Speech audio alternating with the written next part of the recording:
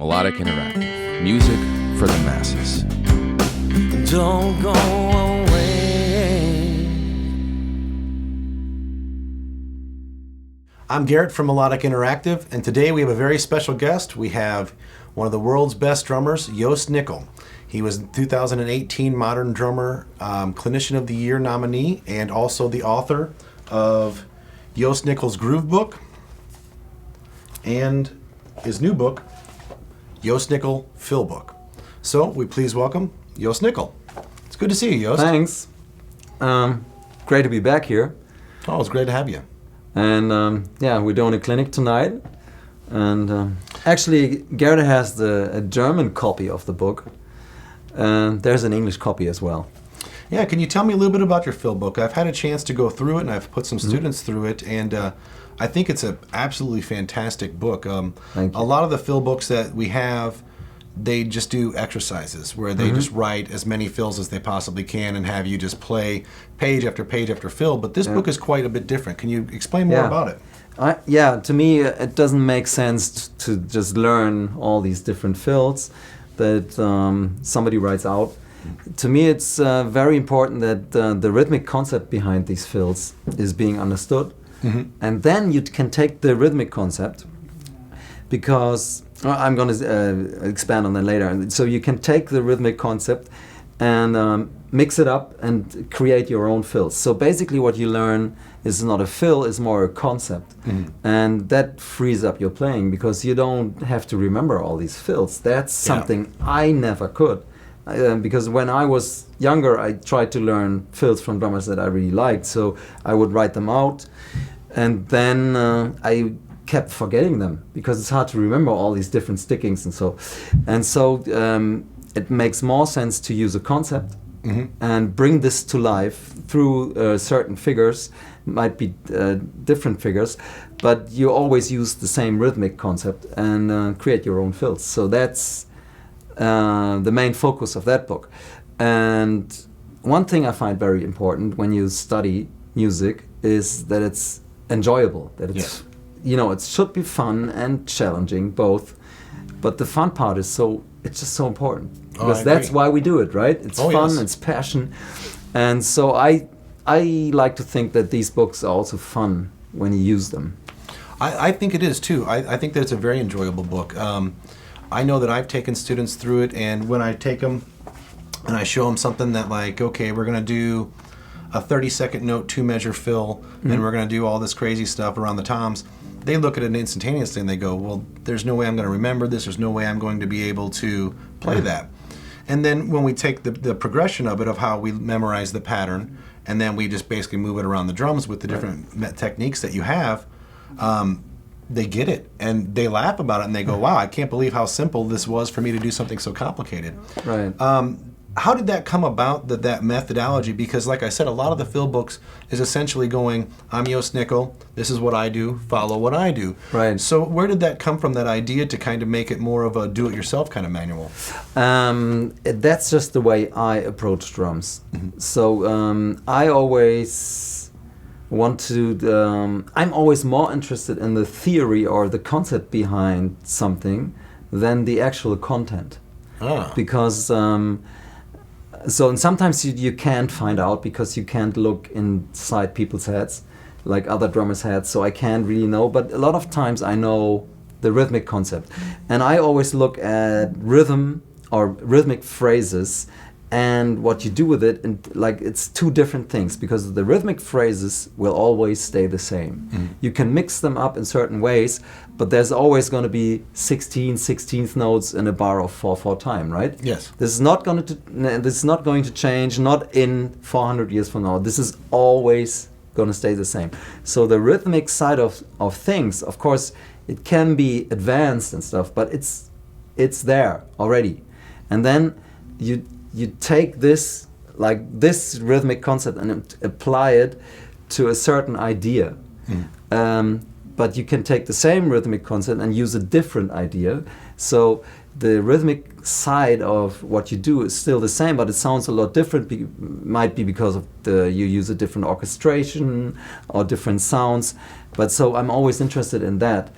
first, and that's why the rhythmic side of fills is explained here thoroughly, so that people really get the system behind it. And then essentially, if you want to, you can create your own stuff using these things. And I think that when you look at different subdivisions, the most common ways of phrasing these differently are in that book. And a lot of drummers use that. They might be aware of it or not, but they still use it.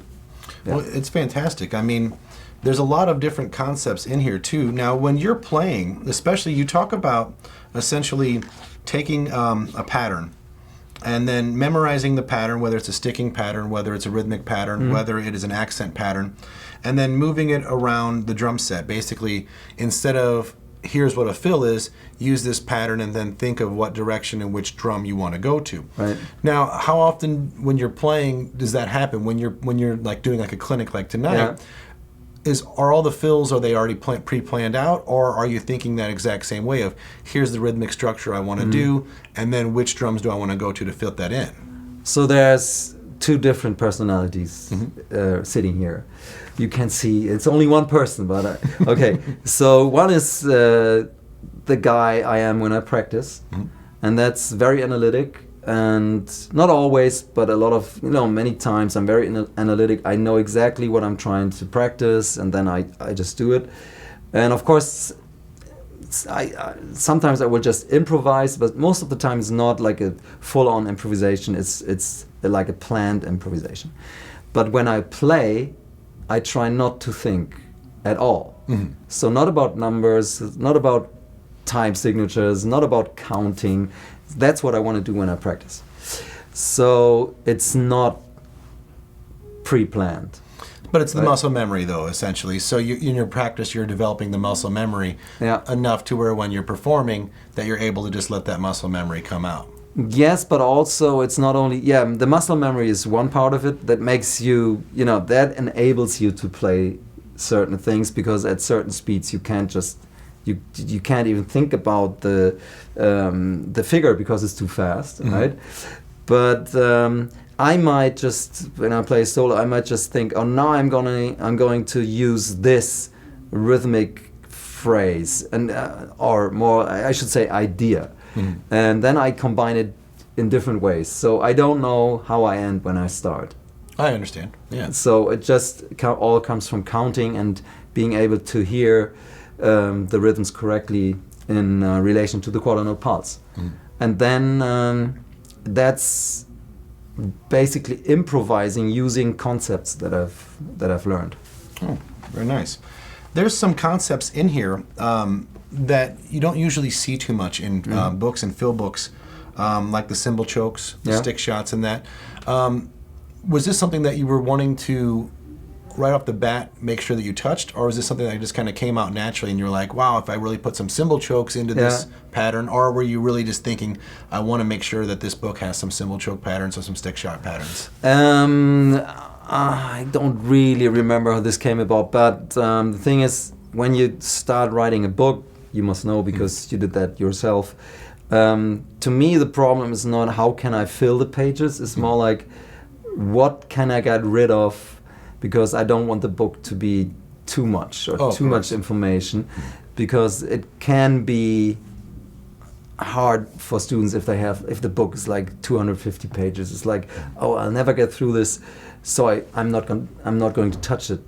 So okay, and so the first part of the book is covering these different rhythmic ideas with certain figures. They all sound good, I think. There's nothing in the book that's just difficult to do. It's just everything has a purpose, and the purpose is you want to have something that sounds good, right? Of course. And some exercises are just difficult to do, and once you're able to do them, it doesn't even sound like a good thing because it's just a difficult exercise. Okay, so the first 6 chapters are covering these different rhythmic concepts, and then the last 6 chapters are applying ideas that I really like, that are really personal, and on these concepts.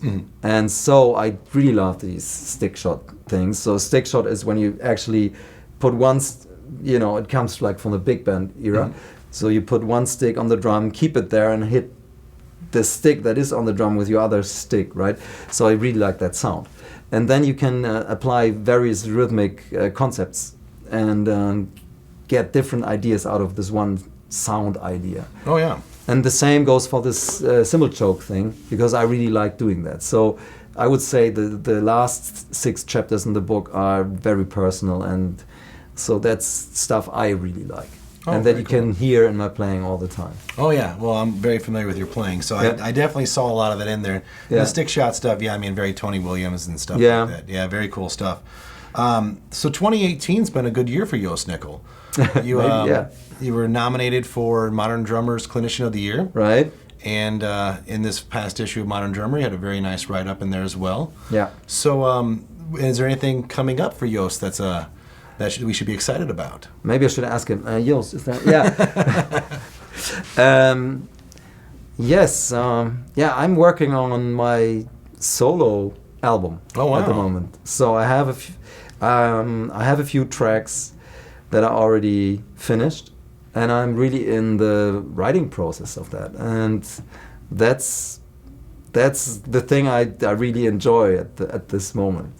And of course, being a musician from Germany, so I play in a band that is very successful in Germany and in other countries where they speak German. So we do get to play many gigs, and we will record a new album soon.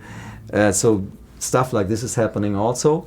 But so in my personal, like my personal musical career, that would be the next thing I'm in the middle of that. Well, I'm looking forward to that. That's going to be a fantastic album, I'm sure. I hope so. It's fun. I'm going to play one of the tracks tonight. Oh, really? Yeah. Oh, well, then we'll be hearing that first, so we'll be glad to see that.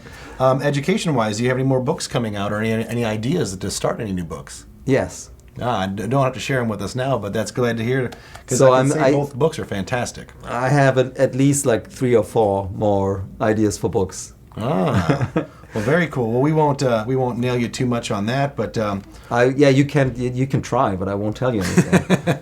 But everybody should definitely check out both of his books. We have Jost Nickel's Groove Book, published by Alfred, and we have Jost Nickel Phil Book, published by Alfred. And once again, we're very glad to have Jost Nickel with us, and we're looking forward to seeing you jam away tonight, man. Thank you. Likewise, man. Once again, I'm Garrett from Melodic Interactive, and we'll see you next time. Melodic Interactive. Music for the masses.